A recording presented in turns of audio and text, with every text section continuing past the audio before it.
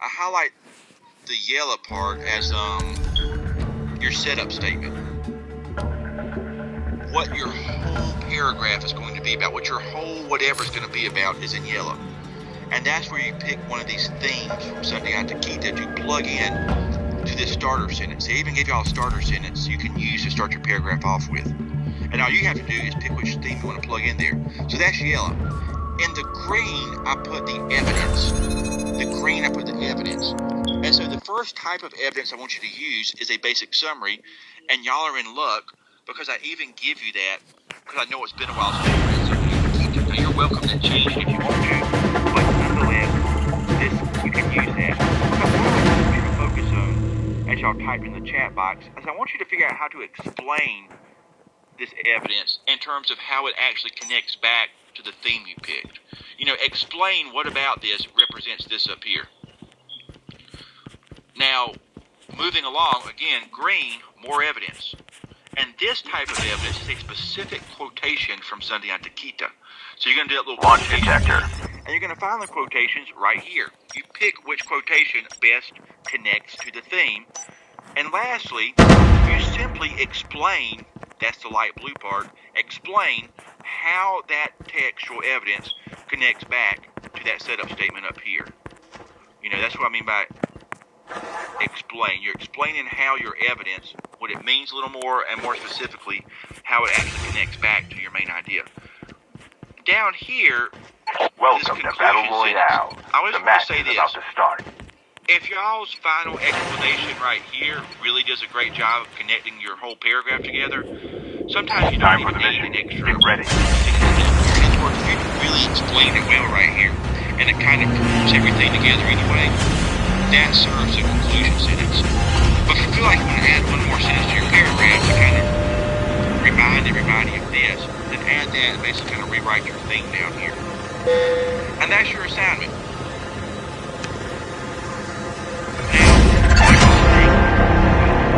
It's not always getting finished. It's getting what? Now, I want to repeat this. The whole key is not always getting finished. It's getting what?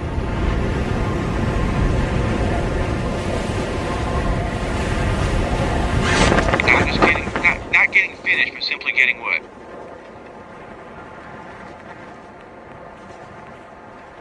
Started. I really want y'all to, I hope y'all hear me out there.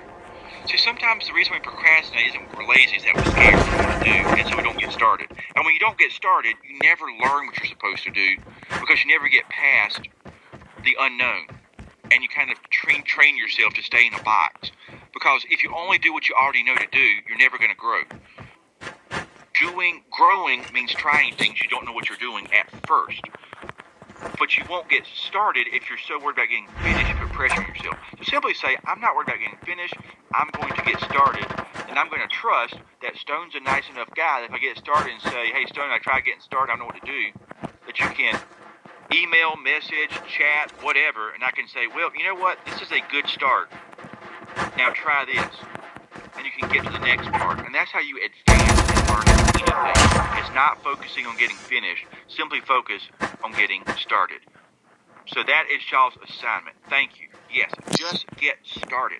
And you'll notice once you get started, that anxiety starts to drop off. You start to feel better about what you're doing a little bit. And you get comfortable asking questions.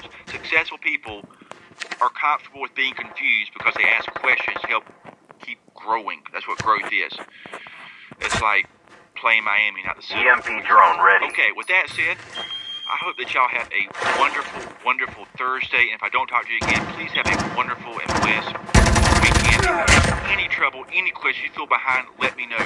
I promise I'm going to get y'all's grades in Power School so you can kind of see what you've turned in, what you haven't. And rather than saying, if you feel like you've missed a bunch of assignments, we'll help you get there. Let me be sure in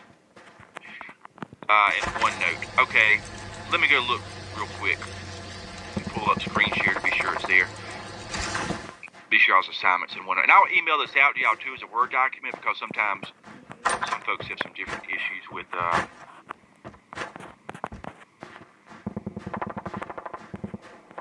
chip terminal is almost ready. I just haven't synced up yet because it's showing that's in there on mine.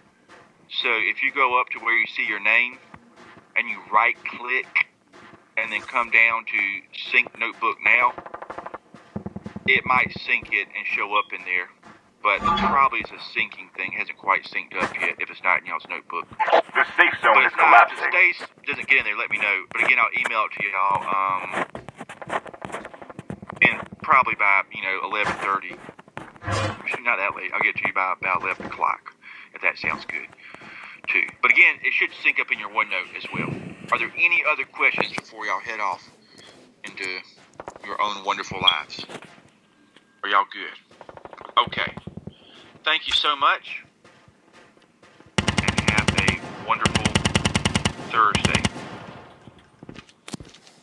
And please ask me questions if you have questions about the Sundiata Kita paragraph. Bye-bye. Thank y'all.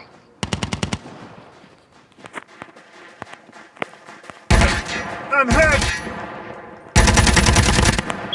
Changing mag, cover me.